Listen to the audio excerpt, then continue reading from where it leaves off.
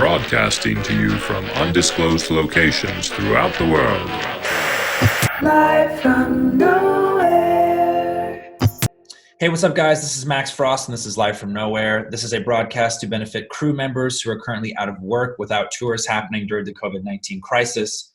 One of the people who we're going to be talking today is Sam from X Ambassadors. We will also be talking to his tour manager, Billy Reed, who was on the road with him whenever their worldwide tour was just canceled amidst this crisis hitting the fan.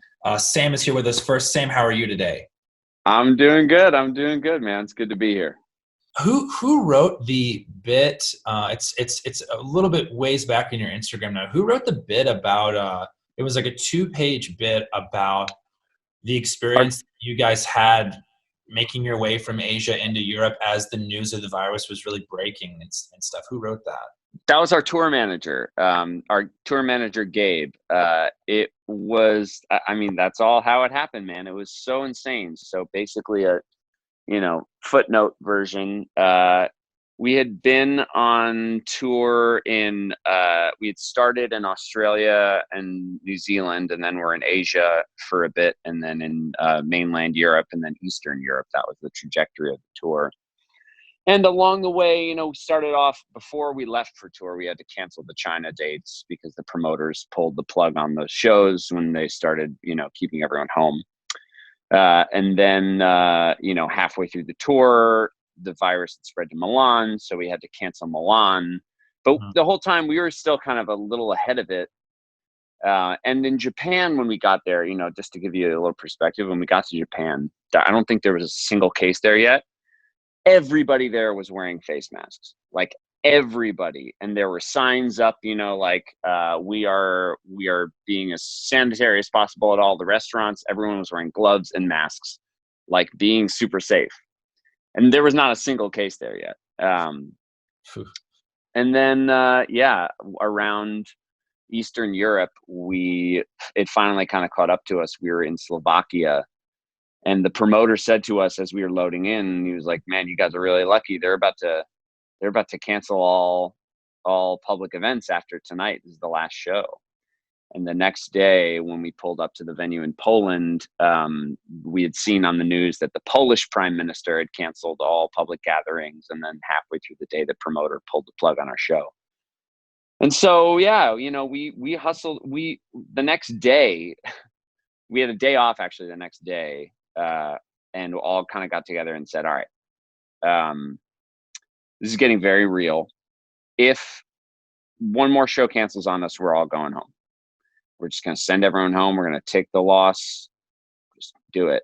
And the morning after that, we woke up and the travel ban is instituted. And I had a message from my manager that was like, "We got you on a 2:00 flight home. You're coming back." And and then when we got back to LA, it was just like coming back from any other time that we've flown. They didn't even ask us the countries that we had been to. Granted, we were coming back somewhat late at night, but yeah, there was like no security at all. Which I guess no extra screening. On the post, what's particularly different about that is that where were you guys crossing in? That your China shows had been canceled, but you were going in somewhere else, and by the fact that China was even potential on your passport as a visa, you got questioned over that, and then you come. There's no questions. There was no questions. We had been to Japan, and there had at that point been a lot of cases in Japan. We had been through Germany, and there had been cases in Germany. We had been through a couple other places that had some cases, and but yeah, there was just nothing. So it was pretty wild to expect so much and then get nothing when we got back. But now it's very different. Yeah, things have definitely changed now. So Billy, what was your end of things coming back to the States, or really kind of from the beginning? What was your side of the story with all of that? Yeah, I mean, just going off what Sam was just saying, the last few days, really, like Slovakia, Poland, and Lithuania, it really kind of I don't know, it felt like a pot was getting ready to boil over. And I remember talking with Gabe, and we just, it's kind of like, oh no, we had all just been like kind of taking the temperature of the band and the crew, and it's like, all right, can we do these shows? Should we do these shows? And the situation was evolving every day, and kind of towards the tail end, the decision got made for us just with government restrictions. But it's they don't really give you a guidebook on how to tour manage a global pandemic or in the midst of it. So it was definitely an interesting experience. How are you handling your time? But I mean, you know, I can imagine generally as a team, you might even be a week or two ahead or even further on what you had planned with travel and all these logistics that you're dealing with on a daily basis.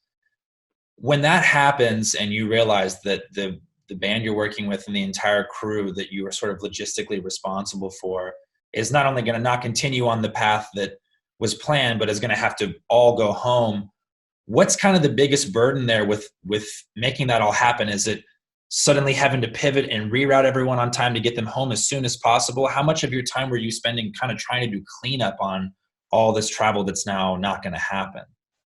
Yeah, I mean, kind of throughout this run, I mean, it was challenging just because this was truly a world tour. And so we were affected in China, Milan and Italy, towards the tail end in Slovakia and Poland, and then with everything else. And so it's like you're constantly trying to make these plans in advance and get everything worked up. But then day by day, it was like tour difficulty level set at 11, and you're just trying to navigate it. And so all this stuff you've done, you've got to undo it and redo it.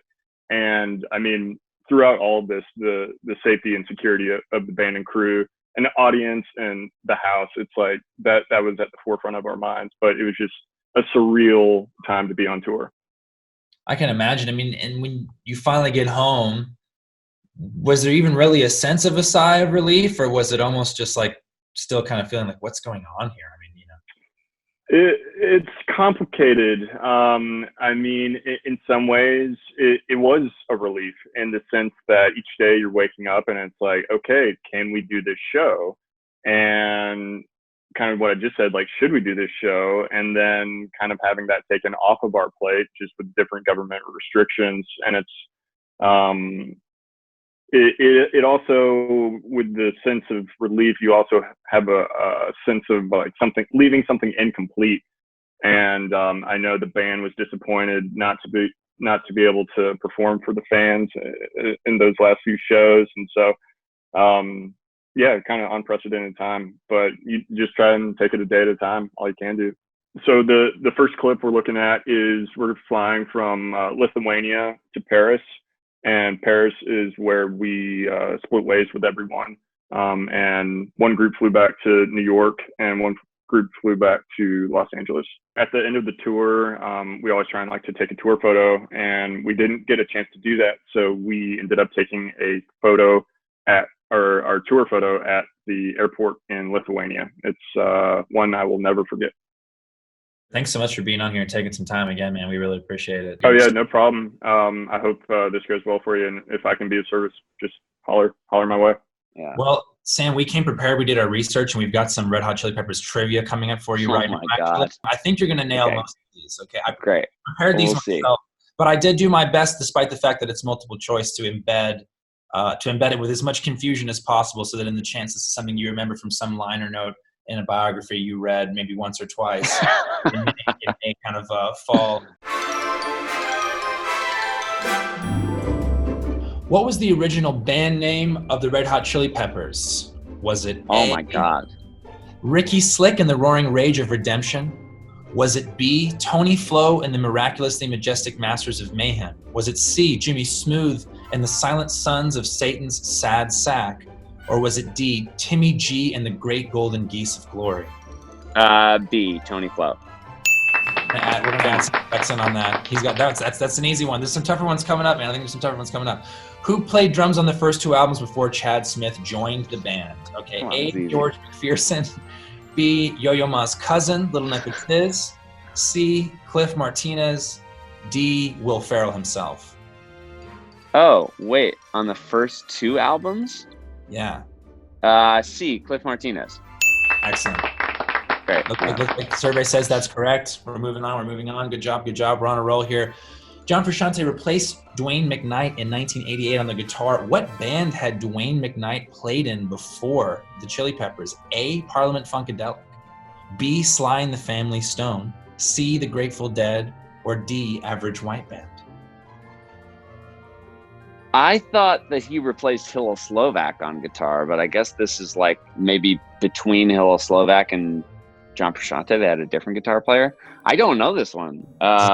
Deep cut. I'm gonna go with D, because that's like around the same era. No, Parliament Funkadelic. Oh my god, it is incorrect. Okay, we're wow. 2 for 3 right now. We're moving along. What album was Red Hot Chili Peppers' first #1 album in the United States of America? Was it Blood Sugar Sex Magic? Was it By the Way? Was it Stadium Arcadium? Or was it Californication? #1 album. First #1 album. Obviously, all of these are great commercial successes for them. What one was the actual first one to be a #1 album seller? I think Stadium Arcadium.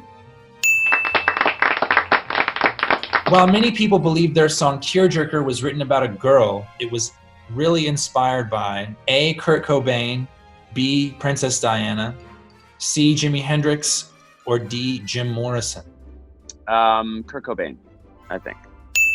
Let's see. That is correct. Moving along. I'm crushing this right now. You're killing it, dude. During the Chili Peppers' first show, Anthony Kiedis rapped a poem he had written over the band's improvising music. What was the poem called? A, Give Me the Good Good, B, Wild in the Streets, C, Out in LA, or D, Turn Your Back on Me? I think Out in LA. That is correct. Yeah. I can't tell you, that one took me the long, and I'm sad that you didn't spend more time on that, and I hope that you just immediately answered that, because I was like, how do I think of other options that feel like he could have written it without it just being, you know what I mean? I'm like, what's something he might have said? I know. In 1986, the Peppers record company gave them $5,000 to make a new record, which is a mind-blowing thing to think about. Wow. What did they spend $2,000 of the $5,000 on? Was it A, amusement park rides? Was it B, heroin and cocaine? Was it C, Flea's dental surgery? Or D, a purebred Patterdale Terrier named Rex? I'm gonna have to just go with B, heroin and cocaine. That is correct. I think you probably may have been able to answer that without even seeing the multiple choice. Yeah. All right, we're getting toward the end here. The Peppers' 2 mainstays, Kiedis and Flea, were also once in a side joke band called A, Smell My Finger, B, Three Little Butt Hairs, C, Under the Britches, or D, Third Ball? I think Smell My Finger. No. Oh, Three Little Butt Hairs? That's so great. I did not know that. That's amazing. If they ever play in LA, we'll be sure to send you an email and let you know that. Yeah, I'll be looking out for the Three Little Butt Hairs. Since 2008, Anthony Kiedis has remained A, a devout Catholic, B, a strict vegan, C, a collector of leather gloves, which I'm sure you've seen him wear on stage, and D, an advocate for preserving marine wildlife. I think probably B, a strict vegan. Is that your final answer? There we go. Yes, it is. Yeah, there we go. Round of applause for Sam Harris there. Oh, man, thank you. Crushing it. Excellent work. So, that was so fun. Yeah, I figured that would be a good way to put the knowledge to the test, because that's the main influence you guys have listed somewhere on something, and I was like, well, let's find out. That's so funny, man. You say something once or twice in an interview, and it just becomes, I guess. Yeah. It's true, man. They were, early on, like, I just loved them so much because they really felt like a band of brothers, and I was just starting to play music with some of my best friends, and then eventually did play music with my brother. So the camaraderie that they had as a band was always so clear and very inspiring. Felt like a real like brotherhood bond that they had. Very What kind cool. of blew my mind, like thinking more about them when I was kind of doing the research for that and just looking at the photos like throughout their career and stuff is I feel like everyone I know now who has success are really, I mean, of all levels of music, it's like it's kind of a very serious thing. Like people are a good time and they have fun, but they seem like very or I guess serious is the wrong word. It's a very intentional thing. They're like, Yeah. we're trying to do this thing, we're trying to be in this lane, we're trying to get on this thing and to have a hit and this and that. Whereas the vibe I get from the Chili Peppers is they really didn't give a fuck. Like they really No, they like really did not give a fuck, man. they And just I think it's a beautiful thing, and something that I just like always envy whenever I see it in another artist. Like I feel like a lot of the time I give too much of a fuck, and yeah. and that can be paralyzing. But then also, I don't know. We've also kind of always done our own thing too. Like, our first record was very much like an alternative record, and then we started putting out songs that were like, like soul records, like songs like Joyful, and yeah, we've never adhered strictly to anything either. But you know, I don't know. I always admire that in them too, that they really just didn't care.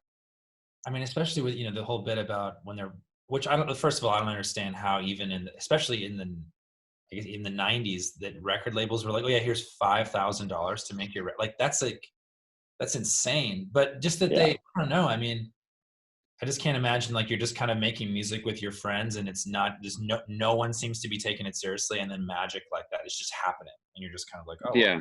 I guess now we're legends." I don't know. I don't know. I mean, I think that it is a, a, a combination of not of being so focused on what you are doing with your friends and your close collaborators, Mm, and an obsessive tendency, and then I think not, um, I think being really stubborn and and not caring what anybody else thinks, like definitely caring about what you're doing. I don't think that they didn't care about what they were doing. I think that they've cared more than anything else, and that's probably why they, like, when it came to outside opinion or A&R opinion or record label opinion or even critics opinion, they were just kind of like, fuck yeah. you. Like, I did this all intentionally. This is exactly what I want to do, Yeah. you know.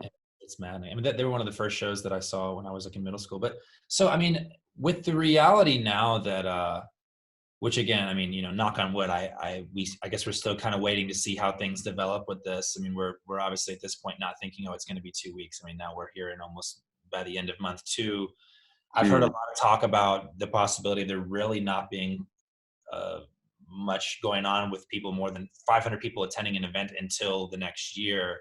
mm. Assuming that that is a reality, what does that make you think about as far as like, I guess maybe my question is, what's the first thing that comes to your mind when you realize that you're not going to tour until next year? Like, what do you miss, or is it at some level actually maybe a moment of calm for you? I know you guys toured your asses off there for a long time in a van.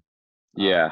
You know, Um, I'm feeling a combination of things, man, to be honest with you. Like this last tour, this world tour, it was both the most fun and really just like took a toll on my body, and my brain towards the end there. And we were already kind of planning on taking the rest of this year to finish up the record and to get everything kind of on the other side. So the album now is pretty much done. The next album, but we just have to. There's a lot more that goes into it. Obviously, there's album artwork, there's themes, there's the rollout plan. There's a lot of stuff. So we were going to already kind of take the rest of this year to do that. And now it's looking like we're going to have even more time. We were planning on putting a new record out maybe in the fall and then starting to tour on that top of the year next year. But, everything is just getting pushed back way, way further. So, uh, best case scenario, we'll have a new record out top of the year next year and we'll be able to tour it in the fall. of 2021, but who knows? You know, I am, I am. Some days I'm freaked out about the prospect of not touring because, you know, like, not only do I love being in front of people and performing. It's one of the you know, I feel it's one of those things where when I'm up there, it feels very natural and it feels like I was born to do this. And you know, as cliche as that sounds. Um, and then, you know, I'm gonna miss that this year. I'm gonna miss being in front of our fans and giving them this show that we work so hard at putting together, and having the face-to-face interaction with them, you know, touching people's hands in the front row, like, you know, I'm gonna miss that. And then also I'm obviously concerned from a financial perspective because, like, for a band, you know, touring is a big part of how we're able to keep our business in business.